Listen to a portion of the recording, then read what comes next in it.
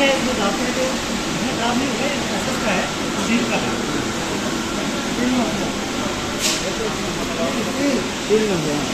लगाना नहीं भाई કચરાનો નથી બાપુ આ ધ્યાન રાખજો તમે ભાઈ એમાં એવું હોય ભાઈ તેલ આપણે કાંઈ ખાલી આરસીએમમાં નથી આવતું બધી બ્રાન્ડમાં અલગ અલગમાં જાય ને અલગ અલગ પેકિંગ ને આપણે સોખોટ કરી હારી ને ત્યાં વાતો કરે બીજી આપણે જરૂરી છે ભાઈ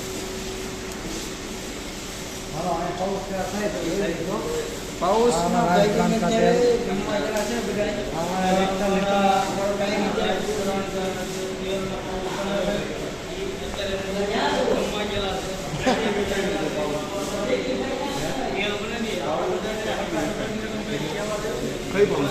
હા પાઉસ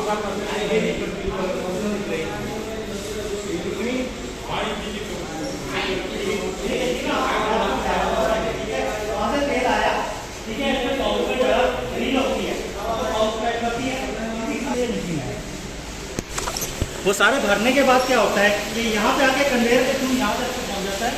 तो यहाँ पहुँचने के बाद ये डिब्बों में आके पैक कर देते हैं। ये 3 है आपने देख रहे हैं इसमें पाउचेस हैं ठीक है जी ओके इसमें